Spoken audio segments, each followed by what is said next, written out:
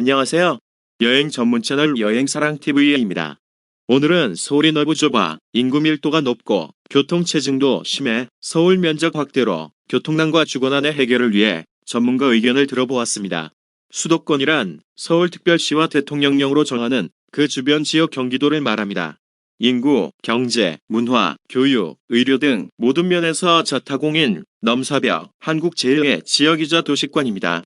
2020년 6월 현재 서울특별시 972만 명, 인천광역시 295만 명, 경기도 1334만 명으로 총 수도권 인구는 2600만 명입니다. 대한민국 서울, 인천, 경기를 제외한 비수도권 인구는 총 2583만 명입니다. 대한민국 인구 5183만 9408명 중 수도권 인구가 비수도권 인구를 사상 최초로 추월했습니다. 결국엔 도시 과밀화가 가속되고 교통체증이 증가하고 출산율 저하와 함께 시너지 효과를 일으켜 많은 문제가 생기고 있습니다. 수도권의 범위에서 보자면 경기도의 특례 심한 10개로 수원시, 고양시, 용인시, 성남시, 부천시, 화성시, 남양주시, 안산시, 안양시, 평택시가 있습니다. 수도권은 제주도와 함께 현재까지 대통령을 배출하지 못한 두 지역 중 하나입니다. 이승만은 황해도, 윤보선은 충청도, 박정희, 전두환, 노태우, 김영삼 노무현, 이명박, 박근혜, 문재인은 경상도, 김대중은 전라도, 최규환은 강원도 출신이기 때문입니다. 1960년 20.8% 수준이었던 수도권 인구 비중은 1980년 35.5%, 1990년 42.8%까지 지속되니 2019년 말 국토 면적의 10%에 불과한 수도권의 인구가 사상 처음으로 전체 인구의 절반을 넘어섰습니다. 대한민국은 다른 선진국들과 사정이 다르며 오히려 수도권 집중은 순기능이 더 많다는 의견들이 많습니다.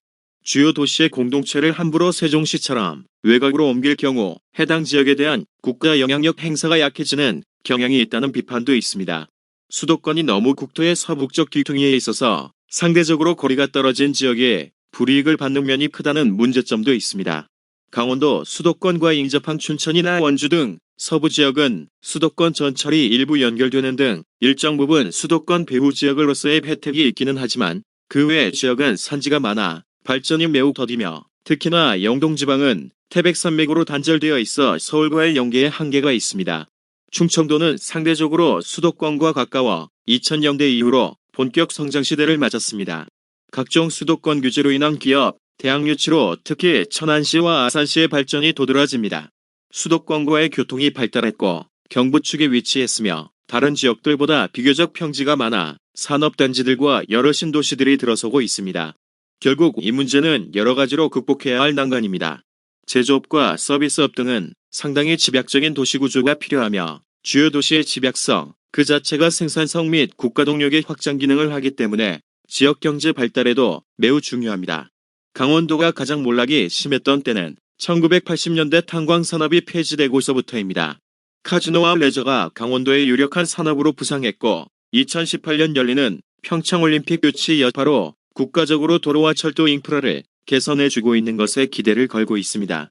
강릉 쪽으로 철도가 뚫리고 있는데 이처럼 영동지방의 거점을 마련하여 서울이나 부산, 대전 등으로 이어지는 형태가 되어야 강원도 전체적인 인프라가 증가할 수 있습니다.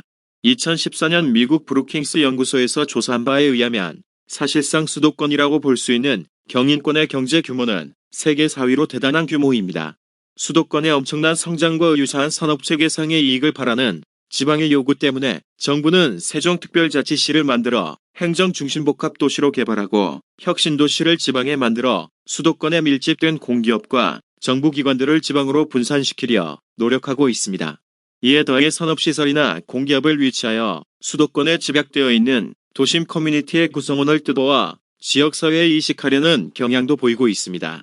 그러나 기본적으로 국가 전체의 활력을 불어넣는 집약된 커뮤니티는 갑자기 이식하는 것으로는 옮길 수가 없으며 오히려 산산이 흩어진 시설들이 지역의 노후화를 불러올 수 있습니다.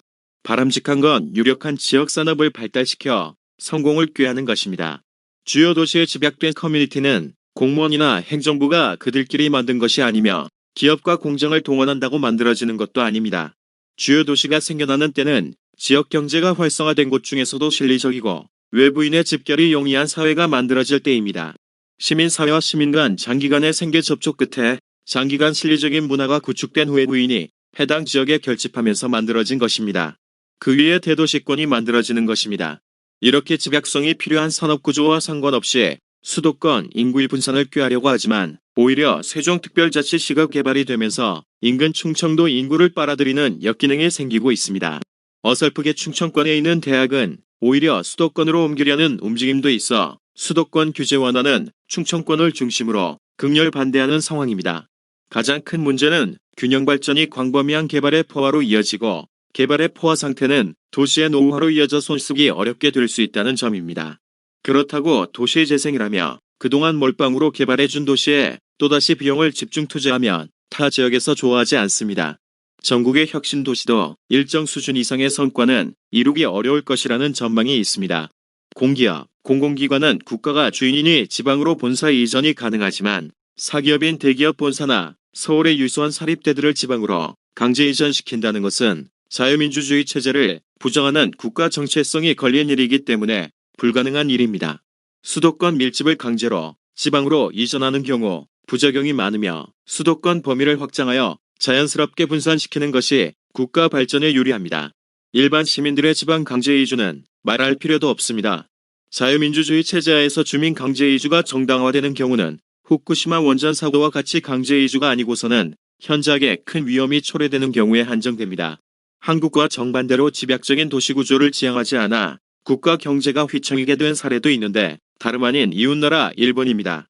거품경제 때 지역균형 발전을 명목으로 지방에 대한 난개발과 소모성 산업시설을 늘렸고 이 산업시설들과 지방도시들은 사람이 뜸하고 집약성이 떨어지는 느슨한 구조를 가질 수밖에 없었습니다. 그런데 이 산업시설로 인해 지방의 땅값이 엄청나게 상승했다가 해당 산업이 한물가자 폭락하면서 심한 빚더미에 앉게 됩니다. 여기에 지방 향토 기업으로 시작한 일부 기업들이 도쿄로 이전하는 일까지 일어나면서 해당 지역에는 집약적인 도시 커뮤니티가 존재하지 않았기 때문에 그 지역에는 다시 새로운 산업이 들어서지 않았습니다. 과잉 투자라고 볼 수 있겠으나 과잉 투자의 기준은 바로 지속적인 도시 커뮤니티가 있는가에 달렸던 것입니다. 정작 지방에서 오래도록 살아남을 수 있는 유력 산업이 아니라 균형 발전을 내세워 한철에만 유효한 산업을 건설하는데 천문학적인 돈이 들어갔던 것입니다. 서울시가 차량 통행 빅데이터 395억 건을 분석해 만든 차량 통행 속도 자료에 따르면 여인 하루로는 통행 속도 시속 17.1km를 기록해 시내 도로 가운데 최하위를 기록했습니다. 이어 역삼로, 방배로, 남대문로, 우정국로, 다산로, 소곡로, 율곡로, 신림로, 칠패로 등이 20km 이하로 서울 시내에서 가장 답답한 도로로 이름을 올렸습니다. 서울 시내 전체 도로 평균 속도는 시속 24.2km, 도심 구간의 경우 시속 19km로 나타냈습니다. 도로 유형별로는 도시고속도로 시속 53.1km, 주간선도로 시속 24.5km, 보조간선도로 시속 22.3km로 각각 집계됐습니다. 이번 통계는 시가 서울 택시 7만 2천여 대에 달린 GPS 운행 기록을 활용해 시내 484개 도로의 4,794개 구간 통행속도를 산출해 만들어졌습니다. 서울의 인구 집중이 매년 더 심각해지고 있습니다. 서울의 인구 밀도가 강원도의 무려 190배에 달할 정도가 됐습니다. 통계청 등에 따르면 서울의 인구 밀도는 1제곱킬로미터당 16,700명입니다. OECD 국가 중 1위입니다. 서울시 면적은 605제곱킬로미터이고 인구는 972만 명입니다. 인구 밀도는 16,700명 퍼 제곱킬로미터입니다. 유역 면적은 1,214제곱킬로미터이고 인구는 840만 명입니다. 인구 밀도는 6,916명 퍼 제곱킬로미터입니다. 뉴욕의 면적은 서울의 2배지만 인구는 서울보다 적습니다. 도쿄 면적은 2,188제곱킬로미터이고 인구는 1,330만 명입니다. 인구 밀도는 4,750명 퍼 제곱킬로미터입니다. 도쿄 면적은 서울의 3.5배로 엄청나게 넓지만 인구는 1.3배 수준입니다. 서울은 절대적으로 토지가 부족합니다. 정부가 집값을 통제한다고 하지만 아무리 집값을 잡으려고 해도 구조적으로 불가능한 것입니다. 서울이 국토에서 차지하는 비중은 0.6%에 불과하지만 거주 인구는 전체 인구의 5분의 1에 해당하는 972만 명이나 됩니다. 서울의 인구 밀도는 뉴욕의 2배, 도쿄의 4배나 됩니다. 결국 교통, 환경, 인구 밀도, 산업, 경제 등 모든 것을 감안했을 때 서울의 면적이 지금보다 2배, 3배는 커져야 한다는 것이 전문가들의 의견입니다. 내용이 도움이 되었다면 좋아요, 구독, 알림을 눌러주세요. 감사합니다.